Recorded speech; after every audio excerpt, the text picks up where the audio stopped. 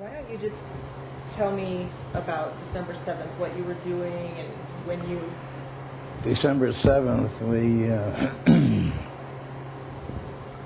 I woke up to the Venetian blinds in our barracks. We were in the new barracks at Hickam Field. And they broke loose from the bottom, where they were attached at the bottom, and were slamming against the building with all the concussions from the bombs that were dropping. What did you think was happening then? Well, the reason nobody got excited was because we'd been dropping flour on the Navy and the Navy on us, on surprise attacks, So when you mean dropping flour, you were actually dropping bombs of flour? Yeah. Oh, wow. Yeah. And just to be battle ready, it was training? Yeah, well, it was part of our training. Wow. That's crazy. So anyway, our commanding officer at that time was Major Ramey, and he's later a general. But he come running by and told us to disperse because we were just watching all the action, and the Zeros were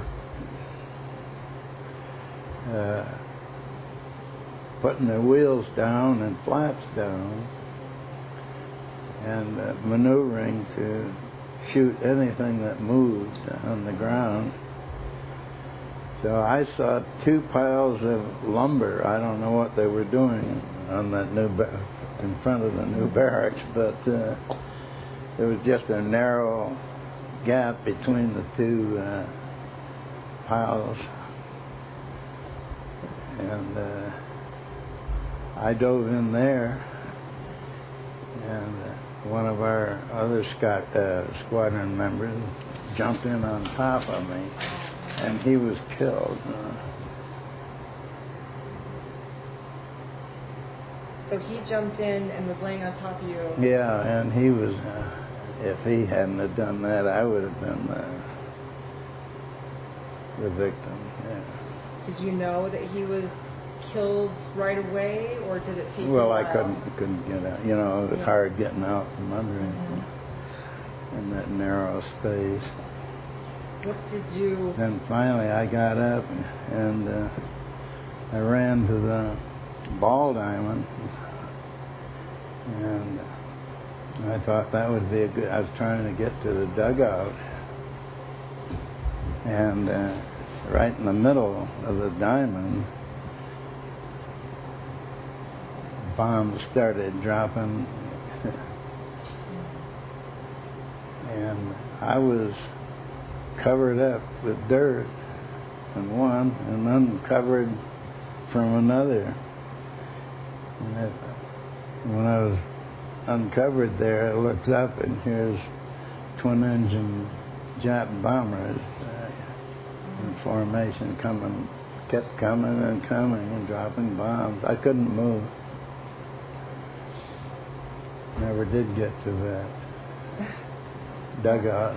Why were they bombing the baseball field? All right, this is a good thing. They had been informed that all the fuel supply at Hickam Field was under the ball diamond.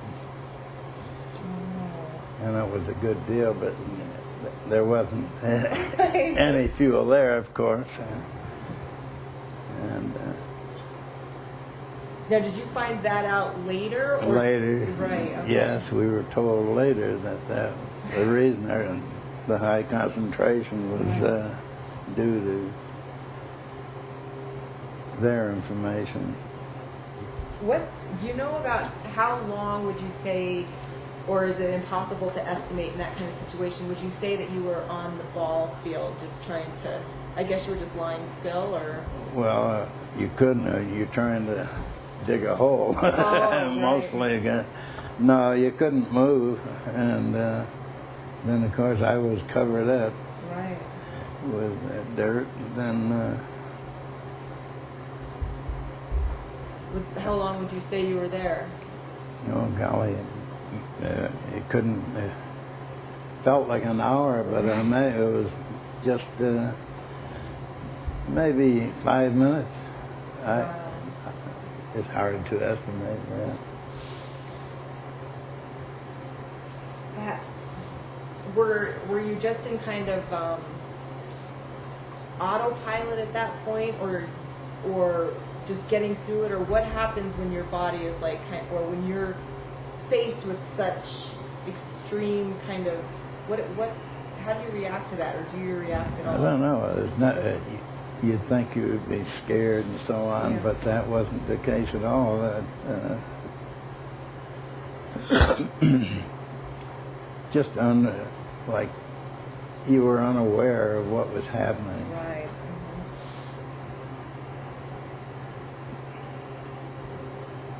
Do you remember the guy who was on top of you? Did you know him very well, or? He was in our bay and his mother wrote, because his name was Eugene and mine was Eugene, and she wanted the information. But we were advised just to any mail directed to us, we had to give to our commanding officer, which was right, you know. He had the right to all of the people. Yeah. So you got a letter from his mother after he had died. Yeah, and I, of course, had to read it and just gave it to Major Amy for the answer that they wanted to give. When did you get that letter? How many days after, do you think? Was it that day? Or? Maybe a week or so.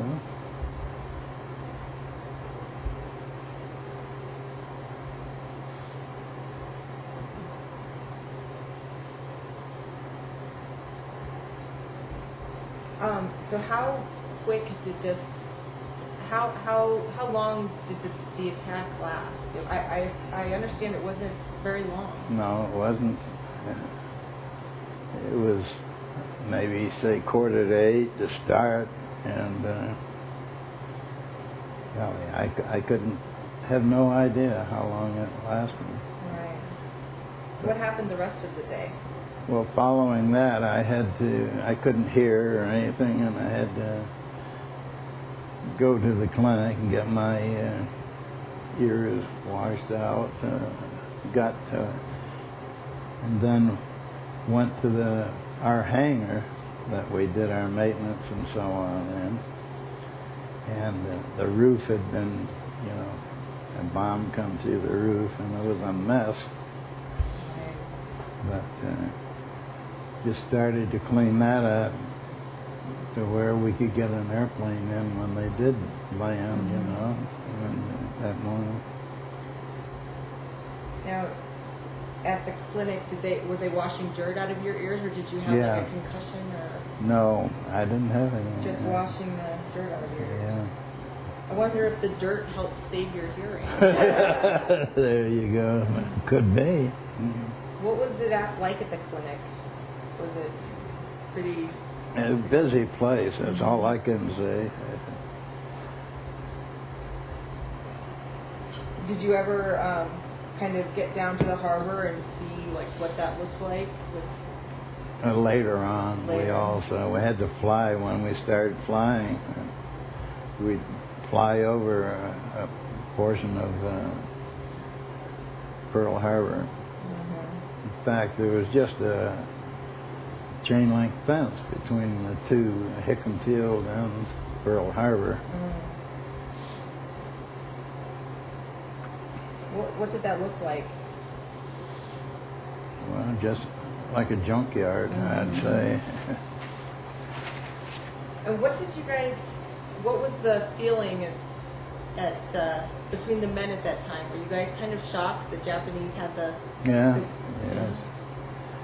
In fact, it took a while to realize it was Japanese ships strafing around. Right. Yeah. We saw the rising sun, of course, on their aircraft, and